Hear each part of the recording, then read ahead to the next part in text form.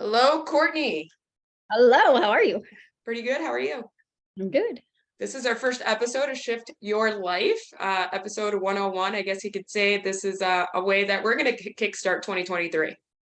Exactly. We're very excited. You guys have been asking us for a podcast for a while, like a year. So here we are. We are going to be here every Tuesday for you guys, and we're super excited. Yeah, it'll be the Jen and Courtney show. For those who don't know us, we're wellness and life coaches. I've been on this journey now for about 13 months. Courtney, you've been on We're about 20. 13, 20. Hey, y'all. But with that being said, we help women to get the physical results. First off, get unstuck from the defeat of the diet industry, get the physical results, and then the confidence that they desire, and keep it for a lifetime. Just over the last year, we've had a huge amount of success, hundreds of women's lives transformed, and we're hoping to use this platform to also be able to better serve you. So amazing. Today's topic, I don't want to say it, but New Year's resolutions. Dun, dun, dun. It's pretty fitting since it's the last day of January, looking at where are we and where did we think we were going to be 30 days ago? Yeah. Can you believe there's actually, I didn't know there was a thing, but I guess it makes complete sense that every single year, it's already planned for 2024, by the way. Every single year, it's already determined when quit date is for New Year's resolutions. I think I read it was the second Friday of the month. So for this year, it was actually Friday the 13th. I mean, that seems a little weird as it is. But yeah, I had somebody approach me the other day and say, Jen, did you know quit day was the other day? And in my own naive self, I thought, why are people already talking about quitting? It feels a little hopeless, but what are your thoughts, Courtney, on this whole quit day thing? Well, so I think that's the problem, right? There's two things that people go into this resolution of, well, it's a dream and a hope, and I'm probably not going to do it anyway. So I have a quit day, right? And unfortunately for a lot of people, it's like, I made it 13 days, which is crazy. But what we know to be true is the reason that quit days happen, it doesn't matter if it's a New Year's resolution or any other time, it's because people go all in and then they go all out. All out. Right? We make too many rules. We put on these crazy things of like, well, if it's going to work, it has to be hard. It has to be really hard. And it's like, that's just not true, which is why people aren't successful. I mean, it's just, there's too many rules. There's too many things that don't make any sense. And all of a sudden you're like, well, I still want to have a life. So I guess I'm not really that committed to what I'm doing. Maybe the next thing will happen when I decide I want to get ready for bikini season or whatever the next thing is that people tend to go in this cycle with. So I'm actually kind of surprised it's 13 days. I feel like it's probably the first Saturday of the month that most people end up quitting. Got it. Well, I know when I was kind of on this cycle, I thought, okay, it has to start on a Monday. So I don't know what the Monday was of this year, right? But like, maybe it's not even 13 full days. Mm-hmm. All to say that I think I'm so darn passionate about this topic because I think at the end of the day, as women, what it mostly does is defeat us. Totally. I didn't make it. I didn't do it. If anything, maybe I lasted 2 weeks and this is my fault.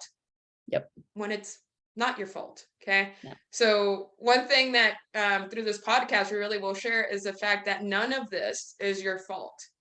The diet industry is defeating for a reason. I think last report was $60 billion a year. Yeah. So do they want you in or do they want you out of the diet industry? Right. So, Courtney and I think kind of call ourselves sometimes a little bit of disruptor. We're okay with that. But we're here to tell you that it's not your fault, and that your resolutions are they're pretty defeating and pretty hopeless, and that it can be different. So yeah.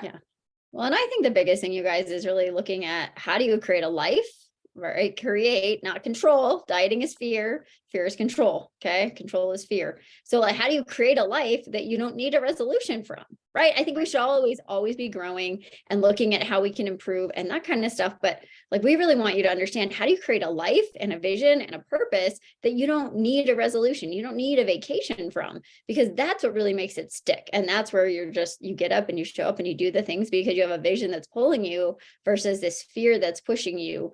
And the other thing, you guys, with most diets is there's this false belief that this external thing is going to cause an internal feeling, and it never does. So even if you get there, it doesn't matter because that outcome didn't give you what you thought it was going to give you in the first place.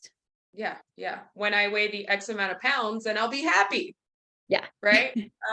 And so that time seems to never come, because then Yeah. if we do get there, it's like, okay, but it's 5 more. Right. Right. And it's just, so we play that all the time, the if when game, and it doesn't really help us. So usually we're going to try to keep these podcasts kind of short, but with that being said, we do want to leave you with value as well. So today we're going to share with you the top 3 tips to actually make 2023 a healthy and sustainable year for you. And happy. And happy. We don't believe in being miserable, y'all. In fact, we like to have a whole lot of fun. So the 3 tips for sustainable, happy, and healthy 2023, right? So I think the first one we had is, should I read it out loud? Yes. It's not about the food. Whoa, okay. Hold on, it's calories in, calories out, right? Yeah. So I want you guys to think about this. And if you know my story, it came from an eating disorder and disordered eating. And I always thought it was really the battle with the food. It was the battle with the diet. If I just knew that one secret, then I could finally have the 6-pack. And when I finally had the 6-pack, I would finally feel happy, right? Well, lo and behold, I did a whole deep dive into shifting my life, and it's not about the food, right? It's not about the outcome. So if you read the sign behind me, it says it's not what you get, but who you become, right? Food is just the victim in this scenario, right? Food is the innocent bystander.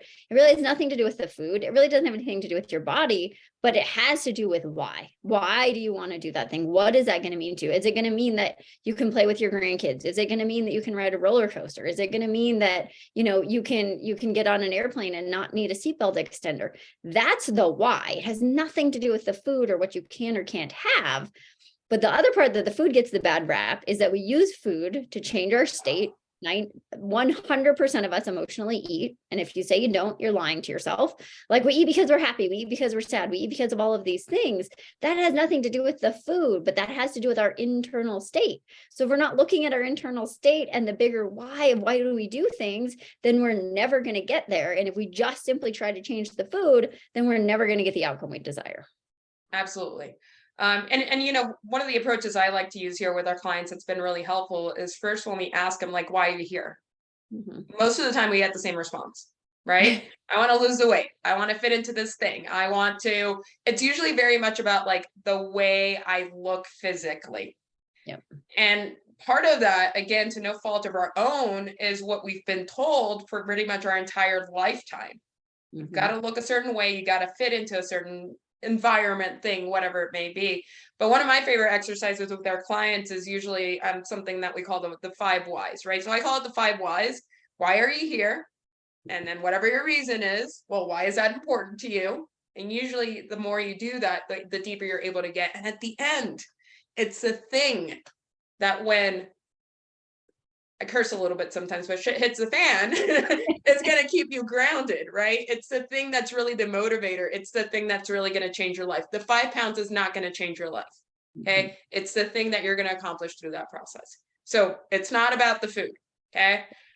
Point number 2, shift your language. I am huge on this. First off, the word should be burned. I don't know if I should have said that like that. But there are so many languages or expressions or things, words that we use every single day that really have an impact on our internal thoughts, beliefs, the way that we show up. Should is a big one for me. The other one is just. And I think because it minimizes so many of our wins. I just went to work. I just cooked dinner for my family. Whatever it is, right? The whole reality is, y'all, every one of those things, I'm a busy mom of 2 boys, 6 and 10. Cooking dinner sometimes is more than just a win. So changing your language, Courtney, tell us a little bit about that. Well, no, I mean, you hear that all the time, right? I've been shitting all over my plate, all over myself. And I'll tell you guys, yesterday I was talking to Jen and we were talking about some things we desire to do in our business. And I said shit a couple times and she's like, hold on, I'm going to coach you for a second because I'm not saying that word. But it's true. We all get stuck in it. But you guys, the thing about language is it tells your mind what to go look for, right? I should, right? If we shift our language to like appreciation and heck yeah, I cooked dinner for my family and it was terrible and I don't even care. I'm not a good cook, right? But when we shift that language, it also shows what state are you in, right? Like the language will change your state, and state changes like your focus and how the outcome feels, right? So we got to think about, I get to, I want to, I desire Right. to. I'm so lucky that I get to do these things. But when we're coming from this place of should and have to, and we just feel like life is wearing us down and we don't have any victory, we don't have any celebration, and we spend this time going after those things that we're never going to get to, because PS guys, you never get to the end, like until you die. There's no, like, you never make it to that goal because there's always something else. So listen to your language. What are you saying to yourself? Do you get up every morning and look in the mirror and you're like, man, you're just a fat piece of junk? Well, you know what, how are you going to feel, right? If you look at yourself and you're like, wow, I had these amazing stretch marks because I carried 2 babies. My body made humans, right? Like, that's incredible. If you look at that from a different perspective, right? Be grateful for all of the things your body has done. We sometimes give this exercise to our clients to write down 100 things that you're grateful for your body for. And literally everyone's eyes are like, 100 things? I'm like, you might be happy that your big toe is longer than your little toe, like whatever, like you got to get creative. But how are you talking to yourself, right? And the way to catch yourself in this, you guys, is what would you say to your best friend? Like, if I said that about myself, would I see Jen and be like, man, you look terrible today. Like, what have you been doing with your life? Are you sleeping? Are you I hope drinking? not. Jen's But not how gonna many be my times do friend we say very this long. to ourselves, right? Exactly. Like, Jen's not going to be my friend very long. So if you wouldn't say it, like, it sounds silly, but like, if you don't have anything nice to say, don't say anything at all. But if you wouldn't, what your internal dialogue about yourself is and who you are and how you show up, like, if you wouldn't say that to your best friend, don't say it to yourself, and catch yourself and be like, well, is that even true? Because most of what we say to each other or to ourselves is not even true. So notice your language, catch it, and shift it. And as soon as you start to do that, you will start to see your focus changes, your state changes, and your outcome changes. Yeah. I usually feel like there's always the recurring 1 or 2 messages that we keep telling ourselves. It's like, I mean, honestly, there's not like 20, 30 different things. Like, we don't get super creative in the moment, right? It's like the thought that continues to linger, it continues to follow us, kind of like a shadow in a way. And so catch that and really examine it, and maybe even writing it down can bring a different like tone and tone and I guess realness to it, and then go shift it, right? And you'll realize how much better you feel, how much better also just the folks around you will be like, what happened to you, right? And sometimes we hear those stories from our clients. Sure, like physical results, like we believe in them and they're great, but also just the way we show up drastically changes when our language changes. So I'm a huge fan of that. So again, tip 1 for this new year was, it's not about the food, y'all. Tip 2 is watch your language. And then tip 3, and the thing I'll also say is we're streaming these on Facebook Live. So as you're watching live, if you have any questions, any ahas, what did you just say, Jen or Courtney? Can you repeat that? Feel free to drop those in, and we'll also catch those. We might answer a question too at the end of the 20-minute session, but really this is of value to you. So our tip number 3 for healthy 2023, I'm going to say it out loud too. Okay, just be patient with us, y'all. Meditate. Okay, now here's what I'll tell you about meditation. I'm still on my journey. It's not perfect. It's not gonna be perfect, and that's okay. I know for me, as someone who usually is very much in the go, go, go, it's hard to feel like I don't have to go, go, go, if that makes sense, right? And so sitting in a moment of meditation, reflection, being present sometimes does feel awkward, and that's okay. I'm a firm believer that when things feel awkward or uncomfortable, they also help us grow. So meditation, journaling, what are your thoughts there, Courtney, for 2023? Well, I believe most stress is caused by being outside of ourselves and outside the present moment, right? And so when we're in this present moment, that's what meditation does. It just allows you to be present, right? I was listening to something today, and I wasn't even planning on this, but it's perfect. It says, answers don't interrupt you, right? We all need growth. The answers aren't going to interrupt your chaotic day. You have to actually sit or lay or be intentional with, like, I always say, it's like your mind is yelling at you. It's yelling at you fear, because your mind's job is to keep you safe, right? But your body is very quietly whispering intuition. It's whispering the answers to you, but like the answers aren't going to interrupt you. And if you don't take time to sit and listen and be in the present moment, then you're not going to hear those answers, right? You're just going to go and you're going to do your day and you're going to survive and then you're going to die, right? Like as sad as that is, that's the truth. So for me, meditation and you guys, like I had massive food issues. Meditation was the thing that brought me peace. It brought me into the understanding of being the creator of my life, but it allowed me to connect my mind and my body and my heart. And the disconnection for most of us, when we say it's not about the food, it's the disconnection of those pieces that really cause the struggle. So breathing or meditating or doing whatever that is, where you're slowing down and you're being intentional, that just allows you to listen. It allows you to listen for the whispers. It allows you to go, really, who am I? What do I want? Why? Right? Like the questions of why, if you struggle with that, it's because you're coming from here. So before you ask the why questions, take some deep breaths, right? We read something the other day about breathing, that like 90% of us breathe incorrectly. So just do me a favor, you guys, take a deep breath really quick. Okay. So everybody take a deep breath. I'm not going to do it because I want to demonstrate something.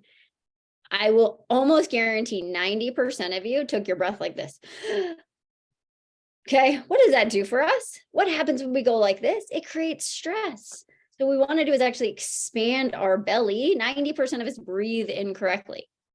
Think about that. So if you're not breathing correctly, how many millions of times a day do you breathe? A lot, right? So notice like what happens to your physiology when you breathe.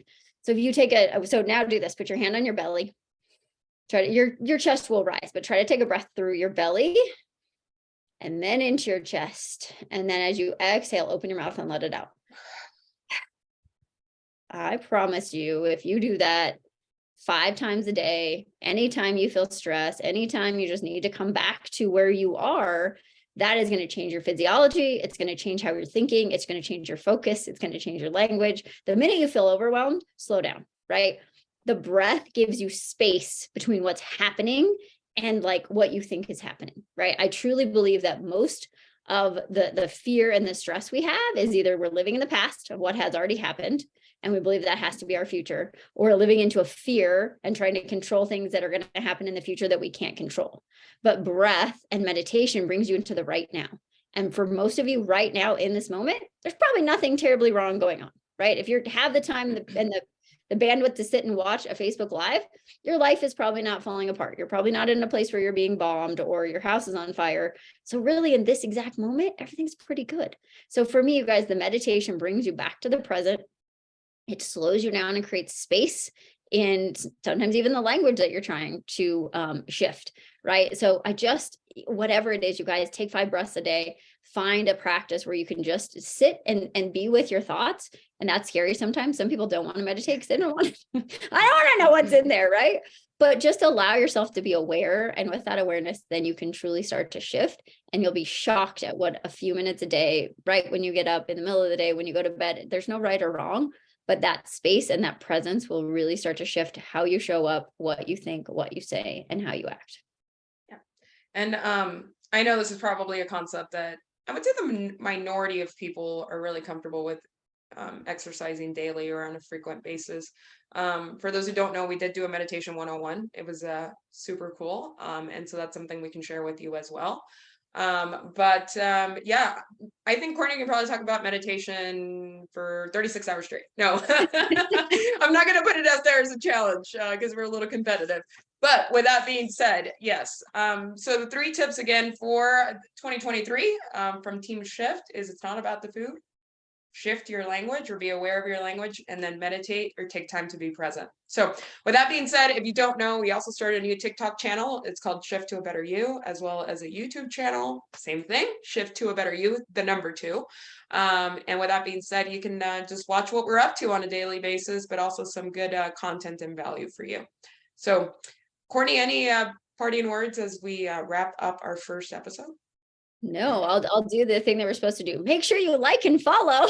But no, honestly, you guys, if you want to catch these every week, and if you have questions, things you want us to cover, we're open to all and any suggestions. But really, truly turn on these notifications. Go find our YouTube. We'll share our YouTube channel and the TikTok. But our goal really is to share bite-sized knowledge that can move you forward in 2023, so you truly can shift to a better you. All right. You can do this. See All you on the right. other Bye, side. guys. Bye.